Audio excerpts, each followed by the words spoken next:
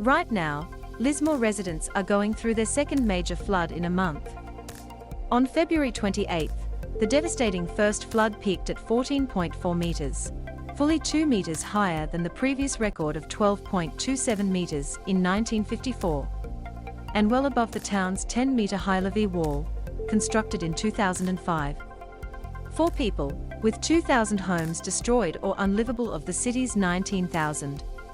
Even as Lismore and Northern River's residents struggle to recover from the first flood, the floods are coming again.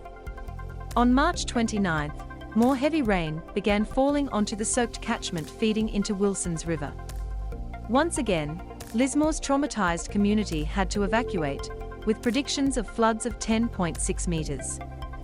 The flood only reached 9.7 meters. But then a further 279 millimeters of rain fell between 9 a.m. Tuesday and 6 a.m. Wednesday, March 30th, with an 11-meter flood predicted.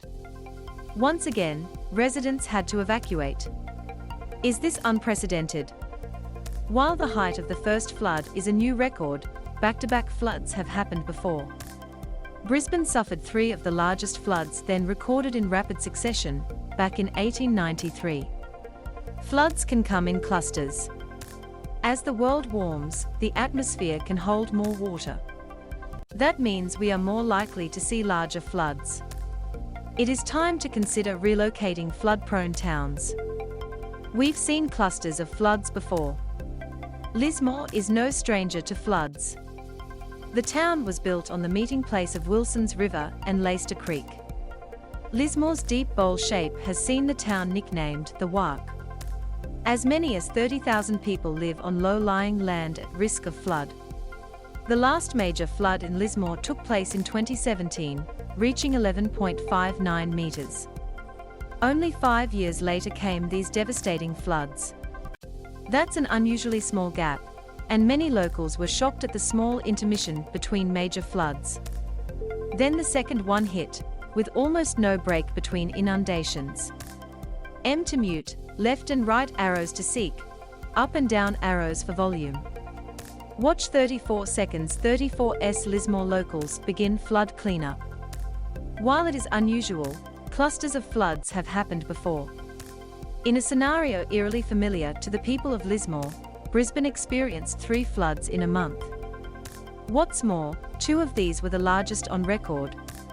On February 5, 1893, Brisbane experienced a flood of 8.35 meters. It was the second highest recorded flood since 1841.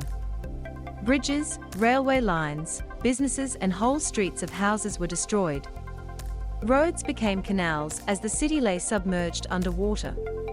Houses and shops were left coated in foul-smelling mud. There was very little time to recover as the city flooded again on February 11th, though only to 2.4 meters. Just 4 days later, as the recovery was beginning again, a major new flood swept through the city. Newspapers reported the damage in this 8.09-meter flood was much less than the first, as much of the possible damage had already been done.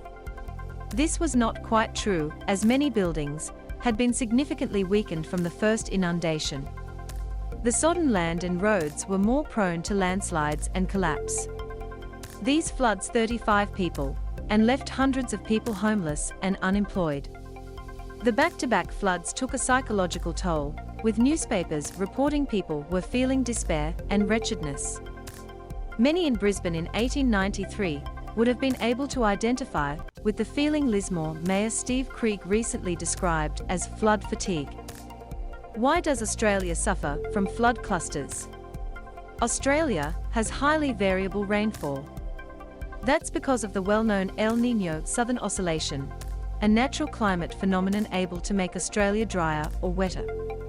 In El Niño years, rainfall is significantly reduced, leaving us more vulnerable to drought. But in La Niña years, wet weather sets in, making floods more likely.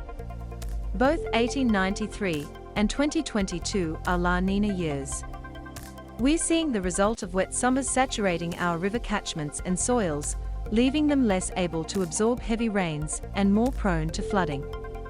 In La Niña years, large floods are more likely to come in clusters with dry periods in between. We can see this clearly in Lismore's history. Between 1887 and 1893, the town experienced 3 major floods, ranging between 10.43 and 12.46 meters. Between 1962 and 1965, the town endured 3 more floods over 10 meters. And in 1967, Lismore flooded 5 times between March and June, with floods ranging from 5.09 to 10.27 meters. Flood clusters in Lismore are unusual, but they are not unprecedented. In 1967, Lismore flooded 5 times between March and June. While La Nina years often come in pairs, the Bureau of Meteorology has warned it is possible to have 3 consecutive La Nina years, as we've seen in 1954-57, 1973 to 1976, and 1998 to 2001. All of these caused flooding in Lismore. Thankfully, at this stage it's considered unlikely that our 2 years of La Nina will stretch to 3. So what can we learn? As the world warms, floods are becoming increasingly hard to predict. While dams and levee banks can reduce flood damage, they work best in minor and moderate floods. In catastrophic events such as the February flood, there is little they can do. While La Nina years and soaked catchments make floods more likely, they do not guarantee a flood occurring. Scientists have repeatedly warned us climate change can both dry out soils and intensify rainfall depending on the area. That means smaller floods may become less common, but floods that do occur are likely to be more frequent and more intense. As I write, flood records in some parts of northern NSW are tumbling again. The floodwaters at Ballina, Bellingen and Lennox Head are meters above previous heights. While it may not result in another catastrophic flood in Lismore, this will not be the town's last flood. In fact, the record may be surpassed. It is time to discuss relocating the town away from the floodplain. Margaret Cook is a lecturer in history at the University of the Sunshine Coast. This piece first appeared on The Conversation.